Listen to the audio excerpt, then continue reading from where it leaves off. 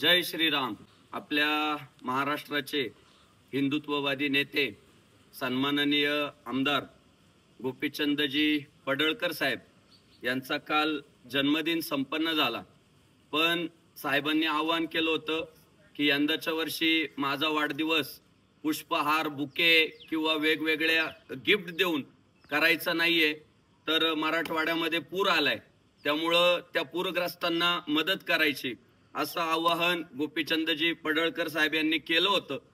त्या आवाहनानुसार काल पडळकरजी साहेब यांच्या कार्यकर्त्यांनी आणि स्वतः गोपीचंदजी पडळकर साहेब यांनी देखील लाखो रुपयांची मदत मराठवाड्यामध्ये जे आपले पूरग्रस्त बांधव आहे त्यांच्यासाठी पाठवली. पण आज विजयादशमीचा दिवस आहे, कालच साहेबांचा वाढदिवस झाला आणि आम्हा सगळ्या हिंदुत्ववादी सहकाऱ्यांची एक इच्छा आहे की ह्या हिंदुत्ववादी वाघाची उभ्या महाराष्ट्राला गरज आहे. आणि मागच्या काळामध्ये सन्माननीय गोपीचंदजी पडळकर साहेब यांनी महाराष्ट्रभरात जिथे जिथे हिंदू बांधवांवर अन्याय झाला, मग ख्रिश्चन धर्मीय आपल्या हिंदू धर्मीय लोकांना धर्मांतरित करतात, अनेक मुस्लिम लोक आपल्या हिंदू धर्मातील तरुणींवर लव जिहाद सारखे प्रकार करतात, अनेक ठिकाणी हिंदूंच्या मूर्तींची विटंबना झाली.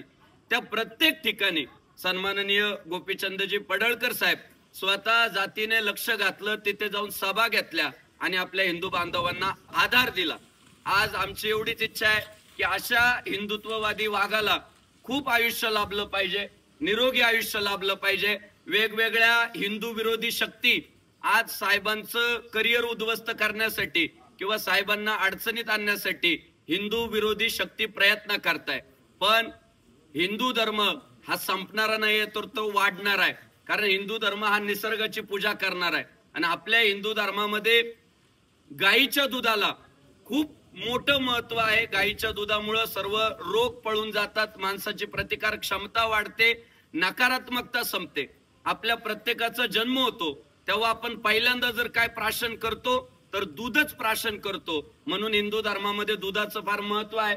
साहेब नको म्हणत होते, पण फार आग्रह करून मी त्यांना विनंती केली की साहेब तुमच्यासाठी नाही तर आमच्या सगळ्या हिंदुत्ववादी सहकाऱ्यांसाठी आज आम्हाला तुम्हाला दुधाची आंघोळ घालायची आहे. आणि त्याचं कारण असं की ज्या काही नकारात्मक शक्ती आपल्यावर येऊ पाहत आहे, मग शरीरही धुतलं जाईल, म्हणजे जे किटाणू असतील, जंत असतील, ते जंत पण साफ होतील आणि नकारात्मकता सगळी दूर पडेल. त्यामुळे साहेबांना विनंती आहे की आपण कृपया बसावं आणि हिंदू धर्मातील अत्यंत महत्वाची दुग्धाभिषेक ज्याला आपण म्हणतो, दुधाची आंघोळ ज्याला म्हणतो, आमच्या सगळ्या हिंदुत्ववाद्यांसाठी साहेबांनी ती स्वीकारावी अशी या निमित्तानं विनंती करतो.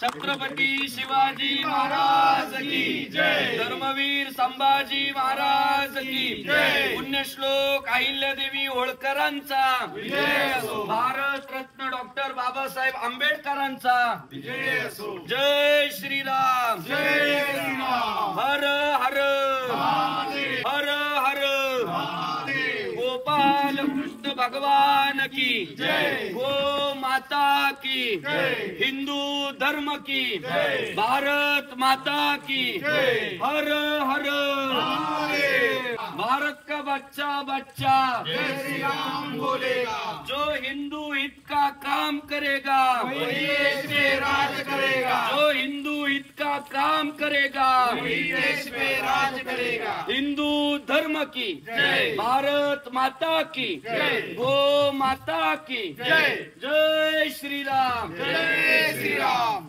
गोपीचंद पडळकर साहब आप आगे बढ़ो, हम तुम्हारे साथ हैं. जो हिंदू हित का काम करेगा वही देश पे राज करेगा. जय श्री राम, जय श्री राम, हर हर महादेव. पुण्यश्लोक अहिल्यादेवी होळकरांचा विजय असो, भारत रत्न डॉक्टर बाबासाहेब आंबेडकरांचा विजय असो. जय श्री राम, जय श्रीराम, जय श्री राम.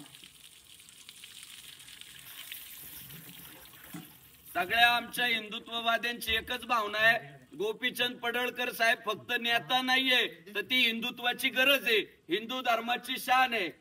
जय श्रीराम, जय श्री राम, जय श्रीराम, जय श्री राम.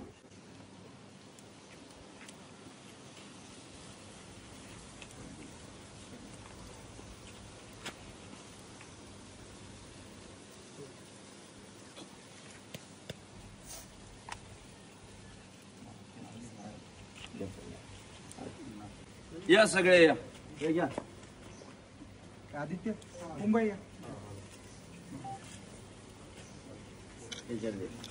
छत्रपती शिवाजी महाराज की जय. धर्मवीर संभाजी महाराज की जय. पुण्यश्लोक अहिल्यादेवी होळकरांचा भारत रत्न डॉक्टर बाबासाहेब आंबेडकरांचा जय श्रीराम. जय श्रीराम. हर हर महादेव. हिंदू धर्म की जय. गो माता की जय.